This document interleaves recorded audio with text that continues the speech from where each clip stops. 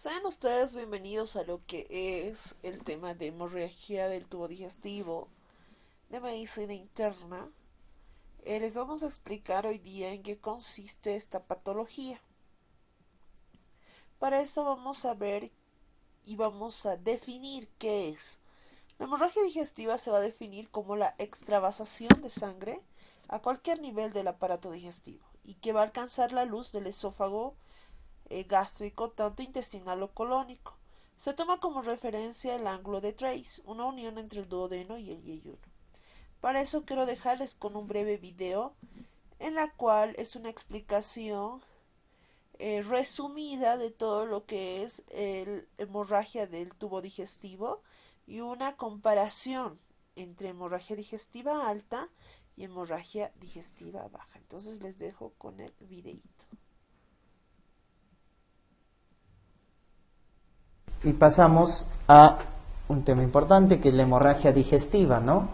Que de acuerdo al ángulo de Trace, si está por encima del ángulo de Trace proximal se llama alta, si está distal, baja. Entonces el límite es el ángulo de Trace, o también llamado ligamento suspensorio del duodeno. Acá, ¿qué es lo que más han preguntado? La etiología. La causa más frecuente de hemorragia digestiva alta, úlcera péptica, es la causa más frecuente. La duodenal, más frecuente que la gástrica. Duodenal, más frecuente que la gástrica.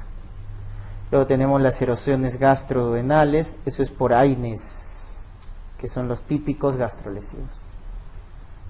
Recuerden que los AINES son la causa más frecuente de gastritis aguda. Lesión de mucosa gástrica aguda. La causa más frecuente es AINES. Gastritis aguda. Esofagitis, varices en el paciente con hipertensión portal. Y es el que genera más mortalidad. ¿Cuáles son los pacientes que más se mueren? Los que sangran por varices. Son los que generan más mortalidad. Y se debe por hipertensión portal, ¿no? Entonces un paciente cirrótico, alcohólico crónico, con estigmas hepáticos. Mallory Weiss, ¿dónde está la lesión? En la unión gastroesofágica.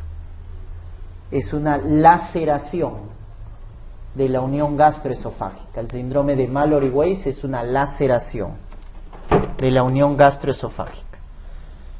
Y acá el antecedente importante, los vómitos, ¿no? En Mallory Weiss, vómitos severos, vómitos intensos. Muy bien. Y las neoplasias malignas también, ¿no? La neoplasia, malformación vascular. Si te preguntaran la malformación vascular más frecuente que de hemorragia digestiva alta se encuentra en el estómago. ¿Y cuál es esa malformación vascular? La lesión de Dieulafoy. Lesión de Dieulafoy, que es una malformación de la arteria gástrica izquierda, lesión de Dieulafoy. La alteración es a nivel de la arteria gástrica izquierda, por lo tanto está en curvatura menor, ¿no?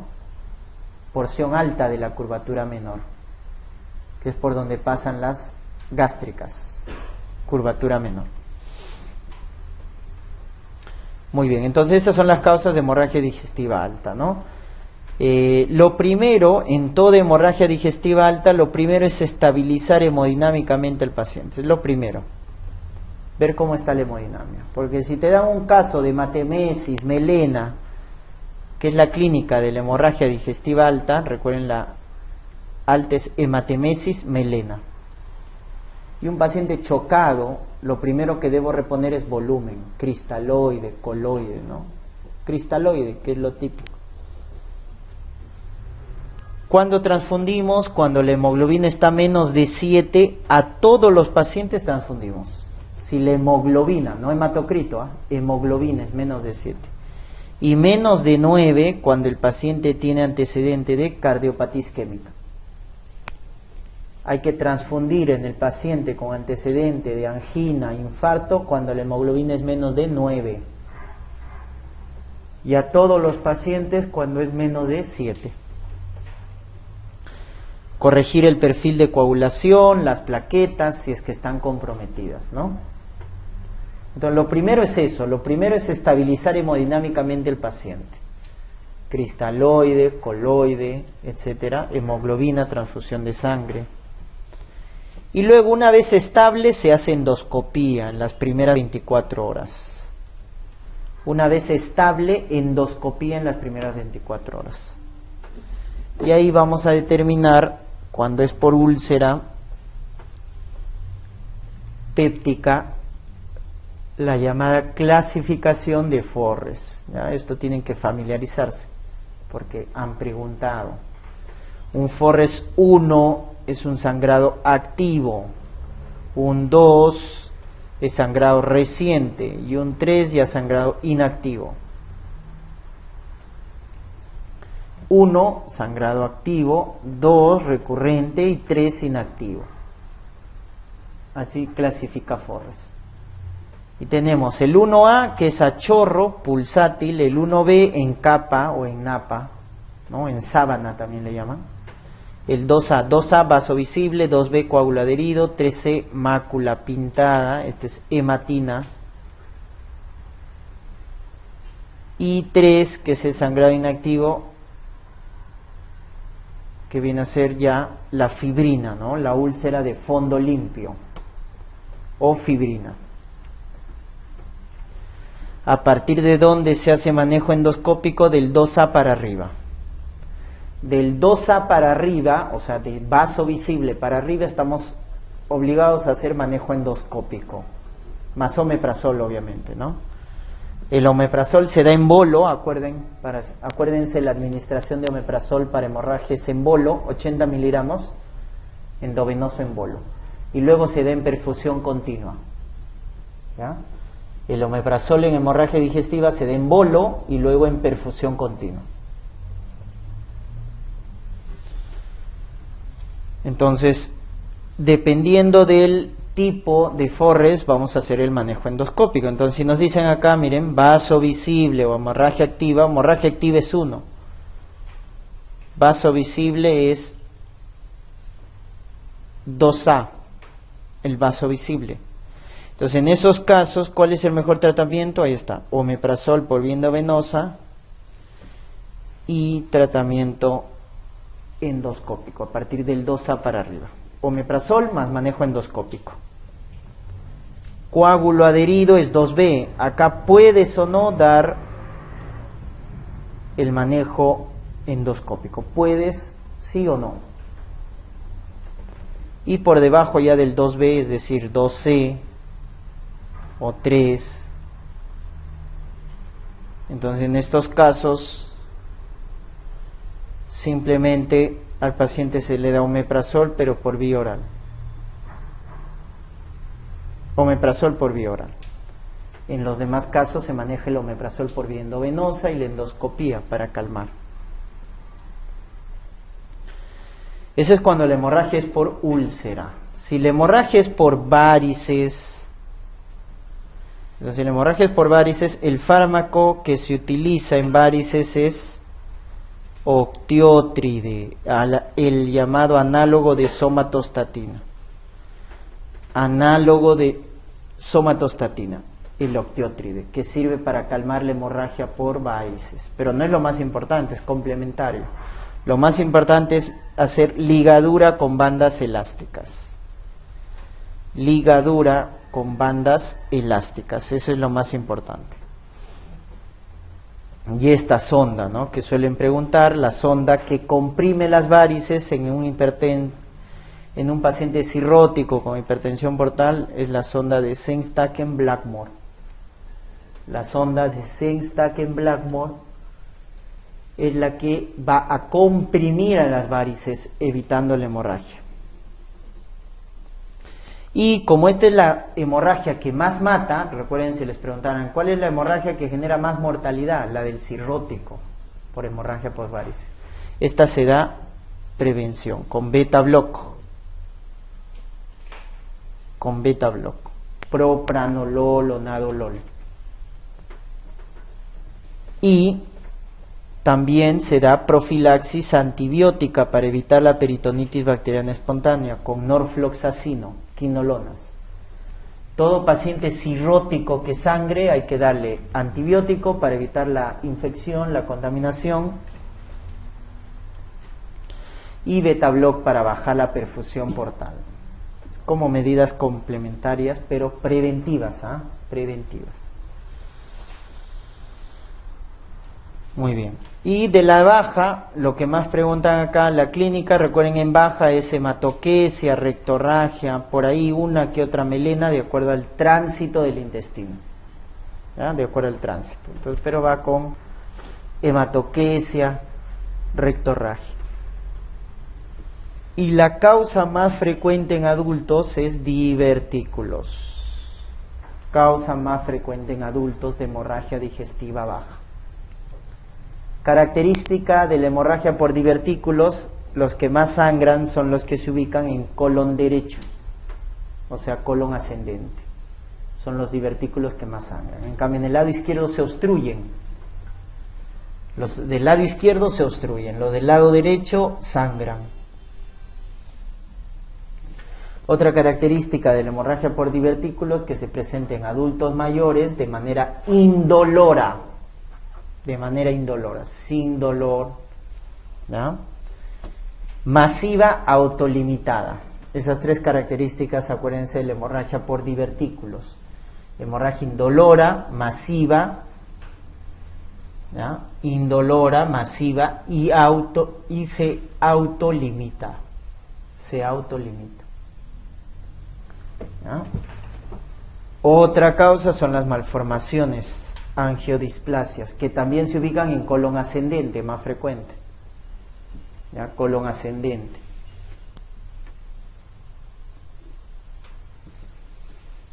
¿A qué valvulopatía se asocia la angiodisplasia? La estenosis aórtica. La angiodisplasia, que es una malformación vascular sobre todo a nivel del colon ascendente, también por alguna razón el lado derecho, por el factor anatómico, es el que más sangra. Por divertículo, por angiodisplasia, por cáncer de colon. ¿Cuál es el cáncer de colon que sangra? El derecho. Hace anemia ferropénica, TB non positivo. ¿Ya? El lado derecho es el que sangra. Manejo diagnóstico: podemos hacer una angiografía, una tomo, pero el procedimiento más importante, diagnóstico y terapéutico de hemorragia digestiva alta, es este de acá, la colonoscopía, ¿no? En las primeras 24 horas, una vez estabilizado el paciente, la colonoscopía. Los demás son complementarios, ¿no? La imagen con radionúclidos, la angiografía por TAC, es complementario.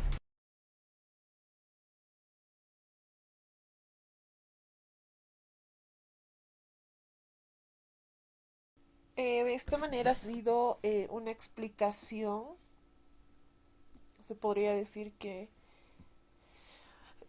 resumida, de lo que es la hemorragia digestiva, tanto alta y baja. Y para proseguir, nosotros vamos a mencionar en la epidemiología, decimos que la mortalidad es de 5 al 10% y se va a dar más que todo en menores de 60 años sin neoplasias, que va a ser menor al 1%.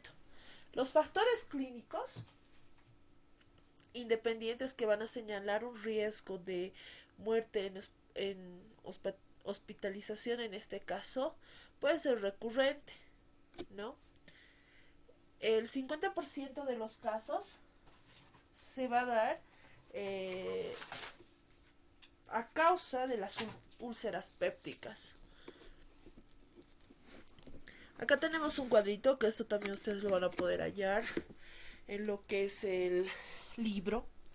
Y este cuadrito nos dice el origen hemorrágico en enfermos hospitalizados por hemorragia de tubo digestivo. Y nos da, ¿no?, un porcentaje. Por ejemplo, el origen puede ser provenientes de úlceras, que va a ser el más va a haber un porcentaje más elevado en este caso, que es el 31 y 67%. Luego tenemos las varices, los desgarros de Mallory Weiss, las erosiones gastroduodenales, esofagitis erosivas, las neoplasias, las ectasias vasculares y las causas no identificadas. Y ahí tenemos el porcentaje, ¿no? Pero el más elevado va a ser por causas de las úlceras. En la clasificación, como dijimos, hay dos tipos de clasificación y ustedes la conocen, que son la alta y la baja. Y en la alta va a incluir lo que es el esófago, el estómago y la primera parte del intestino delgado. Mientras que la baja incluye la mayor parte del intestino grueso, el resto y el ano. Por ejemplo, hay diferencias clínicas específicas. Por ejemplo, en una hemorragia digestiva alta, lo que va a haber es hematemesis, vómitos con sangre roja fresca, vómito negro con coágulos, que son la melena, ¿no? Melenas de posiciones con sangre de color negro. Pero cuando va a ser una hemorragia digestiva baja, va a haber lo que es la hematoquesia, que son deposiciones con sangre color rojo rutilante, o sea, rojo claro. Y la rectorragia, que van a ser sangre roja aislada por el ano. Tenemos las definiciones generales. Por ejemplo, el término hematemesis se refiere a la pérdida de sangre con vómito, ¿no? Que esto va a ser proveniente del esófago, el estómago, duodeno y las primeras asas del yeyuno. Normalmente una cantidad mínima es entre 50 cc, pero puede llegar a 100 cc para que se exteriorice más, ¿no? Las melenas son una materia fecal negra maloliente, fruto de la degradación de hemoglobina en hematina y una acción de la flora microbiana entérica. El origen va a ser por encima del colon izquierdo. Y la hematoquesia, que es una disposición con sangre pura roja, sin coágulos, con o sin materia fecal, y los coágulos van a indicar un cierto retardo de evacuación. Tenemos aquí los parámetros. Por ejemplo, en un sangrado proximal, ya la presentación va a ser hematemesis, melenas y hematoquesis. Cuando va a ser distal, va a ser hematoquesia y melenas. Los ruidos intestinales van a ser, en el sangrado proximal, va a ser hiperactivos, mientras en un sangrado distal va a ser normal. La sangre en el estómago puede dar positivo o negativo en el sangrado proximal, pero en el sangrado distal va a dar negativo. El nitrógeno ureico va a estar elevadísimo en el sangrado proximal, mientras que en un sangrado distal va a estar normal. Según el sitio de origen, ya la alta va a venir de la faringe en el ángulo duodenoyeyunal y va a ser 5 veces más frecuente que la baja, mientras que la baja va a venir del ángulo duodenoyeyunal al ano, y esta va a ser un rectosigmoidoscopía, se puede hacer, y una colonoscopía. Tenemos ahora lo que es según la visibilidad de la causa. En las hemorragias visibles van a exteriorizar, por ejemplo, la hematemesis, melenas, hematoquesias, y el origen va a ser descubierto por exámenes de rutina. Mientras cuando va a haber una hemorragia oculta, va a ser de poca magnitud, donde los métodos de rutina son negativos. Lesiones en intestino delgado no son evidentes para pacientes o médicos, sino por exámenes laboratoriales. Ahora, interiorizándonos más, vamos a hablar sobre las hemorragias digestivas altas. Y en estas podemos decir que las causas pueden ser las enfermedades acidopépticas, las varices esofágicas y las de Mallory Weiss. Por ejemplo, en una úlcera gastroduodenal, la primera causa es una hemorragia digestiva alta, de las vías digestivas altas. Ha disminuido su incidencia por los bloqueadores de la bomba de protones. Suele cicatrizar de forma espontánea con una recidiva a los 2 años puede ser de 80 a 90%. El diámetro va a ser menor a 1 centímetro. La infección por Helicobacter pylori, los AINES, la historia familiar y el tabaco también influyen en esto, ¿no? Y la clínica va a ser siempre un dolor epigástrico que se va a aliviar con alimentos y antiácidos y despierta al paciente, ¿no? La clasificación de Forrest, ya hay una clasificación para el diagnóstico del pronóstico de úlcera gastroduodenal, duodenal en este caso. En el grupo 1 vamos a englobar una hemorragia activa. Las altas posibilidades de sangrado van a necesitar tratamiento quirúrgico, ¿no? Va a haber cuidados intensivos y mayor a 5 días en hospitalización. En el grupo 2 va a haber internación de estos pacientes alrededor de 3 días. Y en el grupo 3 no hay necesidad de internación. Entonces esto es una clasificación de Forrest. Tipo de Forrest. Tenemos una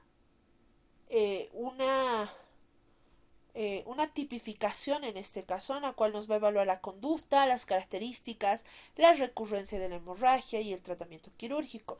Por ejemplo, en el tipo 1, que se nos va a subdividir en 1A y 1B, va a ser esto de manera activa. La conducta va a ser unidad de terapia y hemostasia.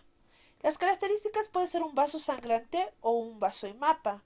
Y la recurrencia puede ser en un 52%. El tratamiento quirúrgico puede ir a un 50%. La reciente, que está la tipo 2, que es reciente, que también se subdivide en 2A.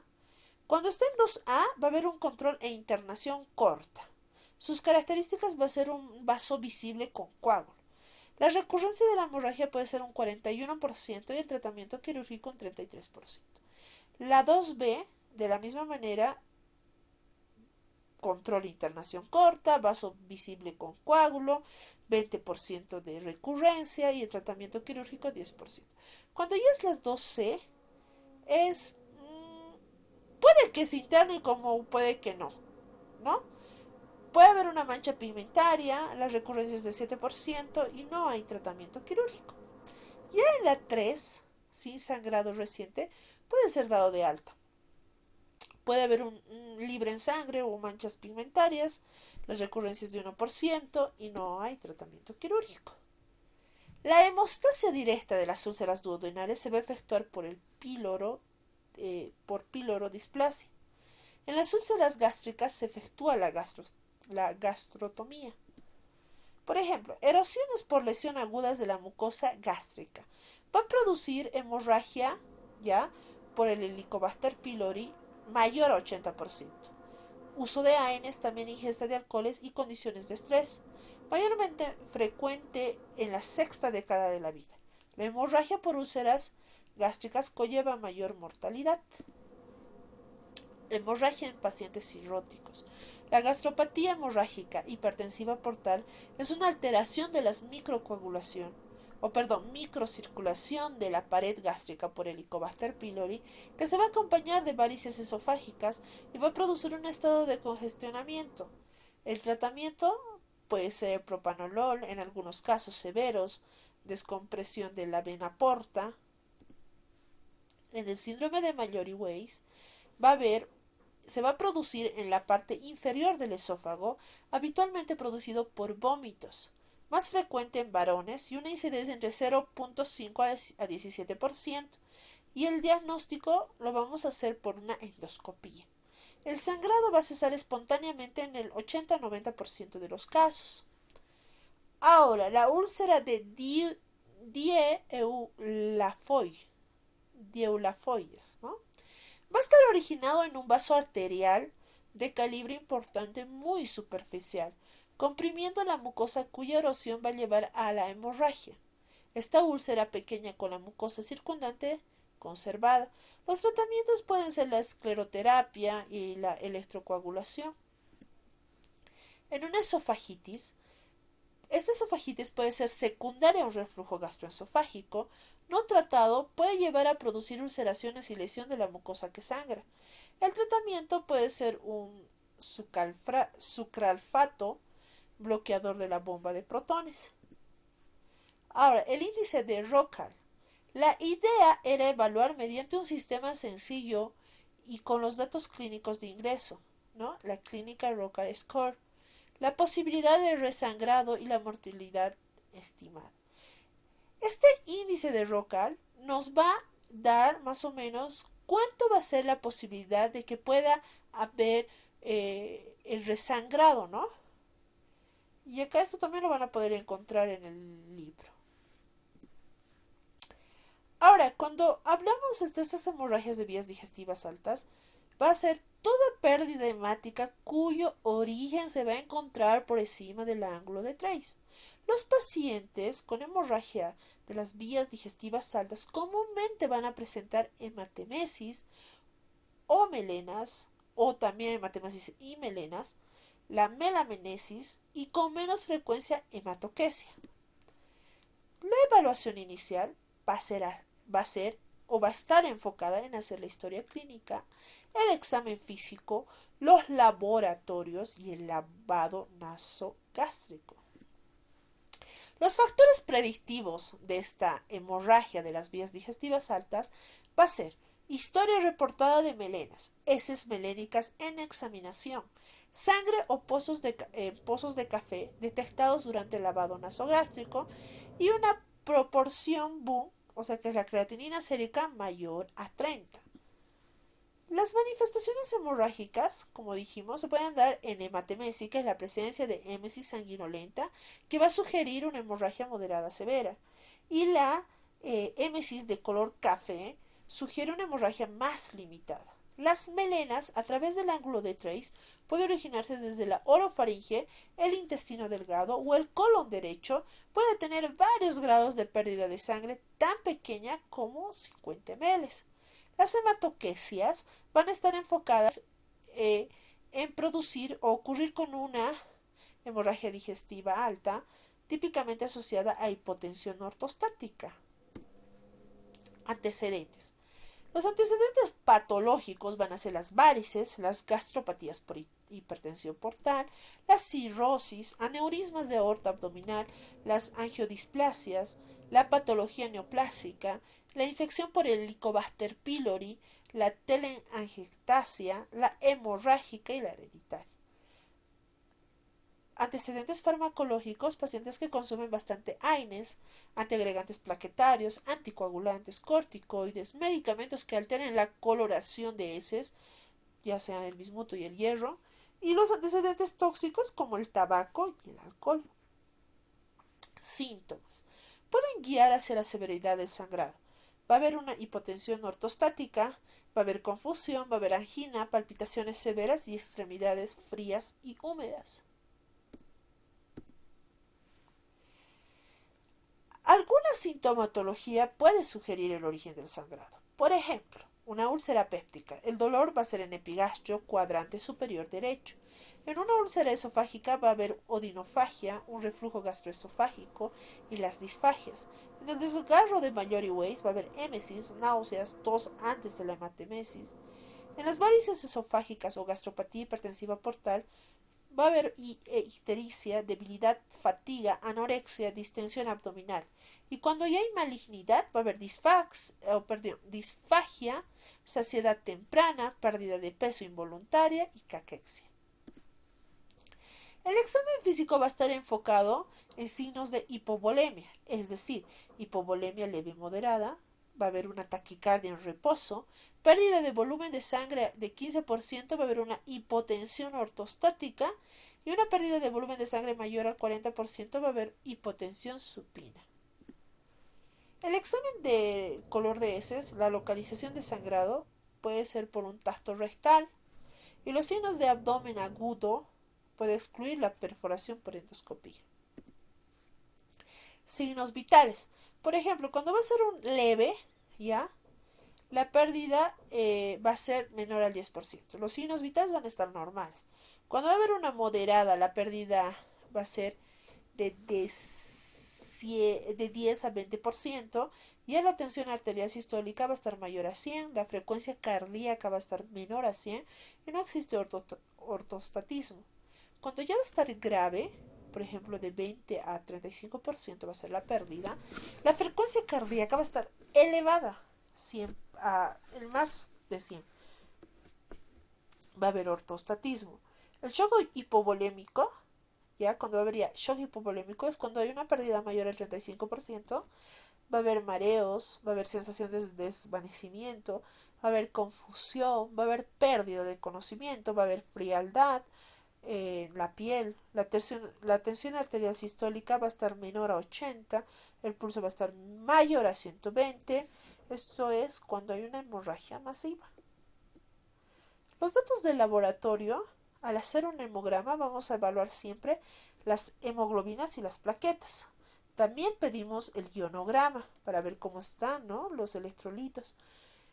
Y vamos a pedir las pruebas hepáticas, la AST, la ALT, y las pruebas de coagulación, el tiempo de protrombina, ¿no? También podemos pedir el electrocardiograma, también enzimas cardíacas en pacientes que tengan riesgos a hacer un infarto agudo de miocardio, cuando tienen mayor edad, una historia de una enfermedad de base coronaria, síntomas de disnea, dolor torácico, y también vamos a pedir la albumina, el BUM y la creatinina. ¿Cuándo vamos a hacer lavado nasogástrico? Este va a ser usado cuando no existe seguridad de un sangrado en curso y es necesaria una endoscopía temprana. Vamos a usar para remover partículas, ya sea sangre fresca o coágulos del estómago, para facilitar la endoscopía. El uso es controversial al no mostrar ventajas en cuanto a mortalidad, tiempo de estancia hospitalaria y requerimiento de transfusión o cirugía. El tratamiento es general. El triaje va a estar enfocado en datos en que todos los pacientes con inestabilidad hemodinámica o sangrado activo deben ser admitidos en UCI, unidad de terapia, ¿no?, para la resucitación y observación cercana con monitoreo de la tensión arterial automático, monitoreo electrocardiográfico y oximetría de pulso y diuresis. Se realiza el descargo a los pacientes cuando no tienen comorbilidades, tienen signos vitales estables, tienen niveles de hemoglobina normales y se ha identificado la causa del sangrado, y tiene una causa de sangrado que no está asociada a un alto riesgo de resangrado. Los pacientes que no cumplan estos criterios se deben monitorizar por 72 horas. El soporte general. Tenemos que tener un soporte general que está enfocado en tener un oxígeno por cánula nasal, no recibir nada por vía oral. Los catéteres intravenosos periféricos o catéter venoso central en pacientes con inestabilidad hemodinámica, la intubación endotraqueal se debe considerar en pacientes con hematemesis y alteraciones respiratorias o del estado mental, y puede facilitar la endoscopía y disminuye el riesgo de aspiración. Resucitación con fluidos. Es esencial antes de la endoscopía para minimizar las complicaciones asociadas al tratamiento en pacientes con sangrado activo de 500 ml, ¿no? Puede ser un suerito, el lactato o el Ringer por 30 minutos mientras se estudia la transfusión. En pacientes con riesgos de sobrecarga hídrica requieren monitoreo intensivo con catéter en arteria pulmonar. Si falla la resucitación inicial, se debe aumentar la cantidad. Las transfusiones sanguíneas, ya por ejemplo, con una hemoglobina menor a 7 gramos por decilitro, con objetivo de mantenimiento mayor a 7 grados por decilitro en pacientes con bajo riesgo. El ideal tendría que ser mayor a 9 para pacientes con riesgo aumentado de sufrir eventos adversos por anemia, en pacientes con alto riesgo y mayor edad y por enfermedades coronarias. Pacientes con sangrado activo e hipovolemia requieren transfusión a pesar de que la hemoglobina esté aparentemente normal. Hay que evitar la transfusión en pacientes con sangrado variceal, porque puede empeorar la hemorragia. En pacientes con sangrado activo y bajo, el conteo de plaquetas menor a 50.000 por microlitro debe ser transfundidos con plaquetas. En pacientes con coagulopatía, ya que no es debido a cirrosis, debe ser transfundido con plasma fresco congelado. Y pacientes con tratamiento de por vida de sangrado que han recibido antiagregantes plaquetarios como el ASA, el clovidogrel o por transfusión de plaquetas. Medicamentos. Por ejemplo, los antiácidos, inhibidor de la bomba de protones por vía endovenosa, por ejemplo, el omeprazol, esomeprazol, pantoprazol, 40 miligramos, bolo, lento en este caso, 2 veces por día. Y una vez la fuente de hemorragia sea identificada y tratada, la necesidad de supresión de ácidos debe ser determinada. Los procinéticos. Por ejemplo, la eritromicina va a promover vaciamiento gástrico por ser agonista del receptor de mutilina. Va a mejorar la visualización por limpiar coágulos, tanto sangre y residuos de comida. 3 miligramos por kilogramo vía endovenosa de 20 a 30 minutos y de 30 a 90 minutos antes de la endoscopía. Se puede dar lo que es la metoclopramida. La somatostatina y análogos, por ejemplo, somatostatina y el osteotrido, el tratamiento de sangrado variceal va a reducir el riesgo de sangrado por causas no variciales. Por ejemplo, el osteotrido en bolo vía endovenosa de 20 a 50 miligramos, seguido de infusión continua de 25 a 50 por hora.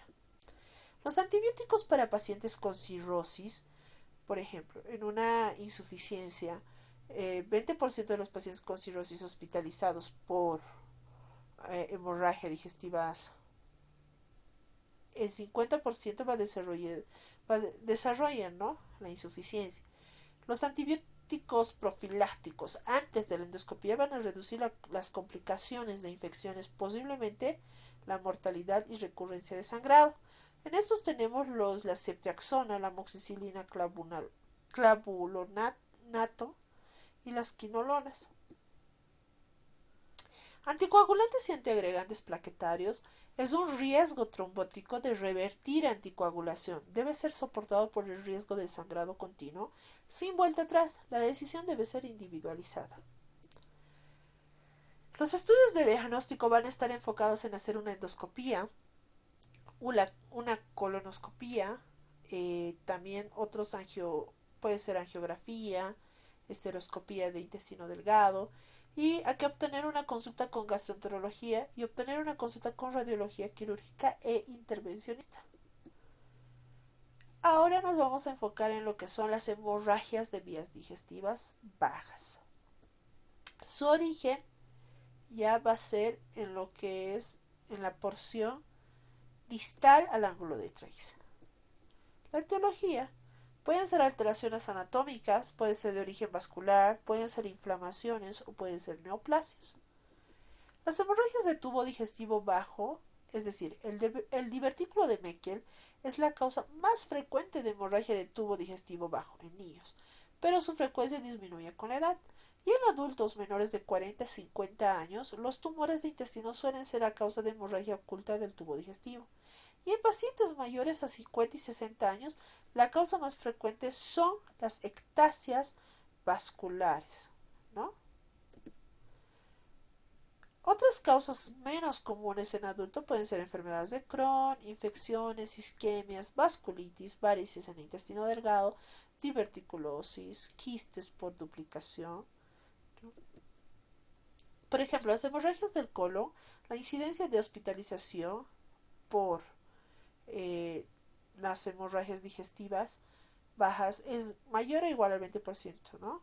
La causa más frecuente ya de estas hemorragias digestivas bajas son probablemente las hemorroides y las fisuras anales. También producen pequeñas hemorragias de dolor. Rara vez estos cuadros requieren hospitalización. En niños y adolescentes la causa más frecuente de hemorragia importante del colon son enteropatías inflamatorias o pólipos juveniles. Después de esto, la causa más frecuente en adultos son los divertículos, las ectasias vasculares, tanto esto se da en el colon proximal en mayores de 70 años. Las neoplasias pueden ser pólipos adenomatosos o adenocarcinomas, y las colitis, especialmente enteropatía inflamatoria idiopática o infección, o a veces colitis isquémica o la inducida por radiación.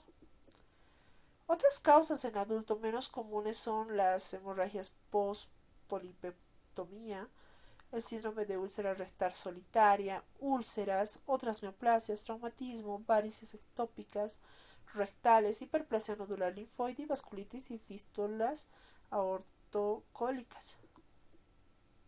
En las hemorragias diverticulosis o divertículos, el comienzo siempre va a ser repentino. Es indolor, no hay dolor. A veces puede ser masivo y más común en colon hemicolon izquierdo, pero sangran frecuentemente las del hemicolon derecho. Son poco características las pequeñas hemorragias y sangre oculta en heces. El 80% se cohiben espontáneamente y el 20 al 25% van a reaparecer. Con vasopresina o embolización endoarterial por técnicas superselectivas se va a lograr cohibir la sangre en la mayoría de los enfermos. Si persiste o reaparece, pues se puede solucionar de una manera quirúrgica, ¿no? Las hemorragias de ectasias vasculares, por ejemplo la del hemicolon derecho en ancianos puede ser evidente u oculta, a veces puede ser crónica y solo ocasionalmente de importancia hemodinámica. Las hemostasias por vía endoscópica a las ectasias vasculares hemorrágicas aisladas de una úlcera o post-polipectomía. La polipectomía endoscópica ya se da en pólipos hemorrágicos del colon.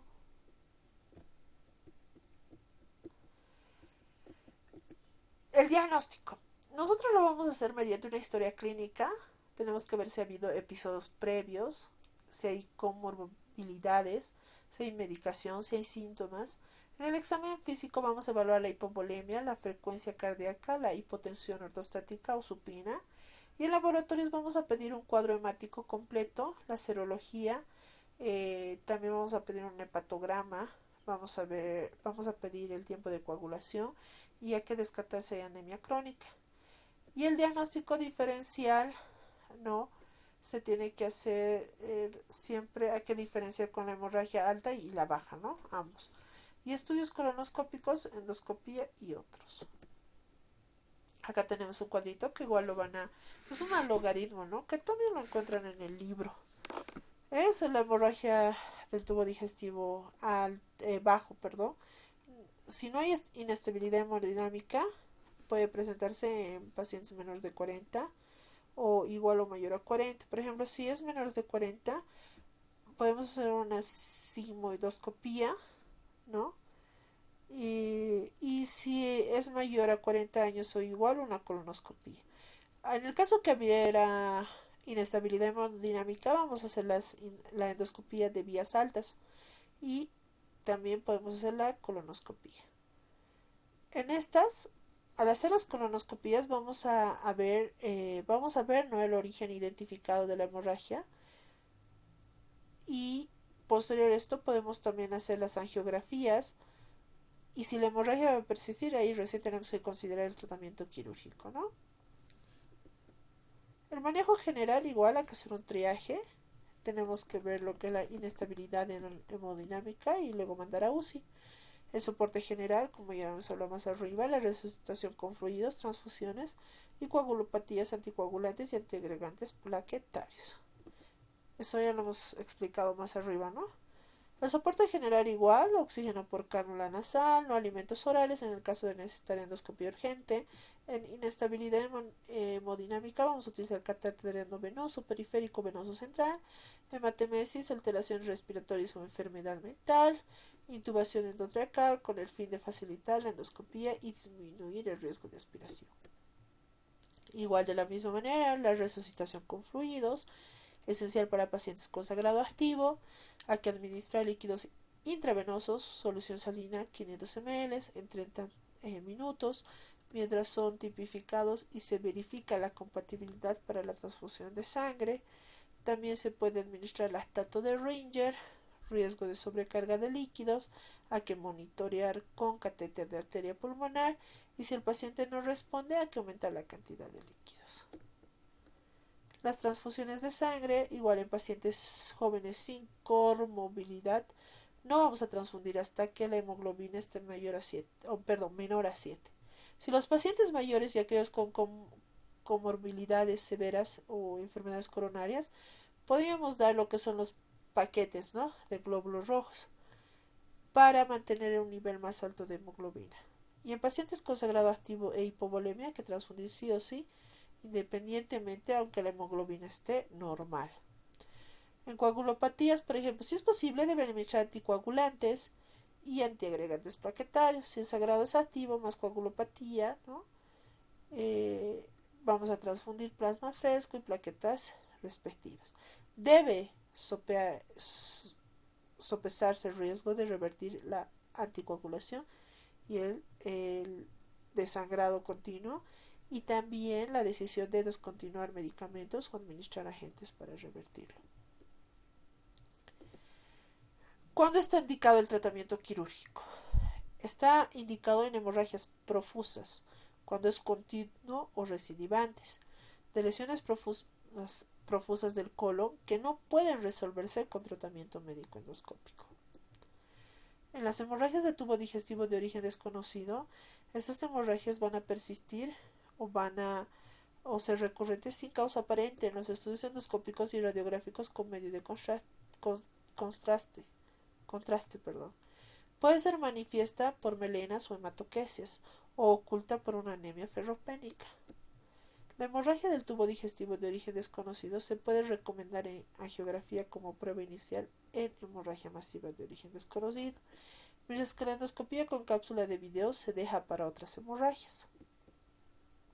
Sangre oculta en heces.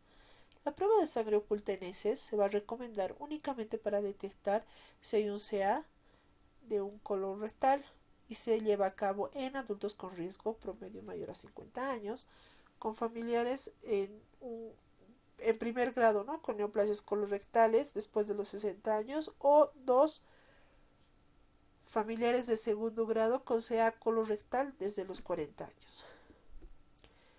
El resultado positivo va a obligar a realizar una colonoscopia. Si el estudio es negativo, no se recomienda continuar la investigación clínica a menos que haya anemia ferropénica o síntomas digestivos.